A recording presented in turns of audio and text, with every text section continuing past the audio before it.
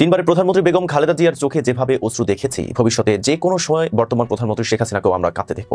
আসসালামু আলাইকুম রহমতুল্লাহ। প্রিয় দর্শক, আজকে কথা বলবো আল্লাহ ওয়ালাদের কথা, এটা কিরকমভাবে বাস্তব হয়ে যায় সেই বিষয়টা আপনাদের সাথে কথা বলবো। অবশ্যই ভিডিওটা শেষ পর্যন্ত দেখবেন, দেখলে আপনারা বুঝতে পারবেন একজন আল্লাহ ওয়ালার কথা কিরকমভাবে সঠিক হয়ে যায়। আমরা একটু পিছনের দিকে ফিরে যাই।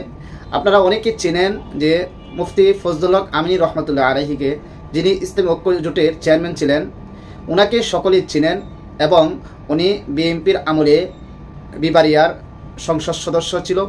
আল্লামা ফজলুল হক আমিনী রহমতুল্লাহ আলাইহি ওনাকে যখন গ্রেফতার করেছিল এবং যখন তিনবারের সফল প্রধানমন্ত্রী খালেদা জিয়ার বাড়ি থেকে উৎখাত করে দেওয়া হয়েছিল, তখন মুফতি ফজলুল হক আমিনী রহমতুল্লাহ আলাইহি বলেছিল যে তিনবারের প্রধানমন্ত্রীকে তার বাড়ি থেকে উচ্ছেদ করার কারণে তার চোখের মধ্যে যেরকমভাবে আমরা পানি দেখতেছি, এই যে বর্তমান যে এই কাজটা করতেছে অর্থাৎ শেখ হাসিনা, তারও এরকম একটা অবস্থা আসতে পারে যে তার চোখের মধ্যেও এরকমভাবে পানি আসবে।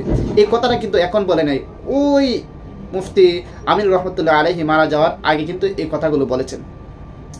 তো মুফতি আমিন রহমতুল্লাহ আলাইহি মারা গিয়েছেন, আপনারা সকলেই জানেন যে 2012 সালের ডিসেম্বর 12 অর্থাৎ 2012 সালে মারা গিয়েছিল ডিসেম্বর মাসে। সে বিষয়টা সবাই জানেন।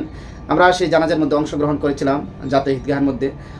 অসংখ্য অগণিত মানুষ হয়েছিল, কারণ একজন আল্লাহ বিদায়ের কারণে মানুষেরা সেটা বুঝতে পারে যে আল্লাহ বিদায় হয়ে যাওয়াটা কত বড় একটা ক্ষতিকারক বিষয় দুনিয়ার জন্য।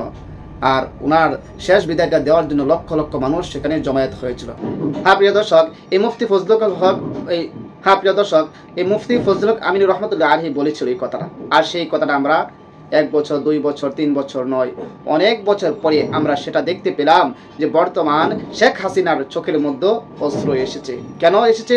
যে সাবেক প্রধানমন্ত্রী খালেদা জিয়াকে তার স্মৃতি বিজড়িত স্বামীর বাড়ি থেকে উৎখাত করে দেওয়ার কারণে সে কিন্তু কেঁদেছিল, এবং তার মামলা চলাকালীন অবস্থায়, যে হাইকোর্টে এটা চলন্ত অবস্থার মধ্যে সেখানে তাদের বাড়ি থেকে উৎখাত করে দেওয়া হয়েছে। এই জন্য কিন্তু খালেদা জিয়া অপরাধ ছিল, কিছুই করতে পারে নাই, শুধু কেঁদেছিল। আর সেই কাদারা দেখেই মুফতি আমিনুর রহমতুল্লাহ আলাইহি বলেছিল যে তিনবারের প্রধানমন্ত্রীকে যেভাবে অস্ত্রসিক্ত অবস্থায় আমরা দেখতেছি, হতে পারে বর্তমান যে প্রধানমন্ত্রী আছে তারও এভাবে কাঁদতে হবে, চোখের মধ্যে অস্ত্র আসবে। আর সেটাই হয়েছে। গত পরশু আপনারা সকলেই দেখেছেন তার ধানমন্ডির বাড়িটাকে সাধারণ মানুষ কিভাবে দুলিশাত করে দিয়েছে। এটা কেন করেছে? এটা তার প্রাপ্য। আপনার যে জিনিসটা প্রাপ্য থাকবে সেটা একদিন না একদিন আপনি পাবেনই। জুলুমের মাত্রা যখন অতিরিক্ত করে ফেলবেন, সে জুলুম অতিরিক্ত করে কেউ কখনো রেহাই পায় নাই। আপনি জুলুম করে ক্ষমতায় থাকতে পারবেন 1 বছর 2 বছর 3 বছর 5 বছর 10 বছর 15 বছর 20 বছর, এরপরে কিন্তু আপনার ক্ষমতাচ্যুত হতে হবে, মানে অপদস্থতার সাথে হতে হয়। আর সেটাই কিন্তু ওই যে প্রধানমন্ত্রী শেখ হাসিনা সেটাই হয়েছে। সে কিন্তু সম্মানের সাথে তার গদি ত্যাগ করে নাই, অপদস্থ হয়ে এরপরে গদি ত্যাগ করেছে।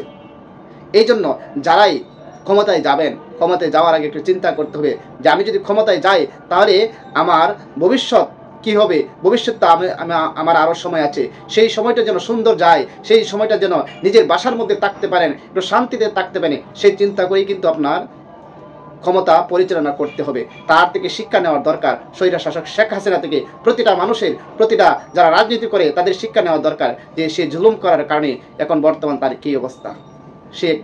সে তার ভিডিও বার্তায় বলেছে তার এখন রাত দিন সব এক সমান। শেখ হাসিনা বলতেছে তার রাত দিন সমান, মানে ঘুম হয় না, চিন্তায় মানে কাঁদতে সারাদিন কাঁদে আর কাঁদে। এটা তার প্রাপ্য।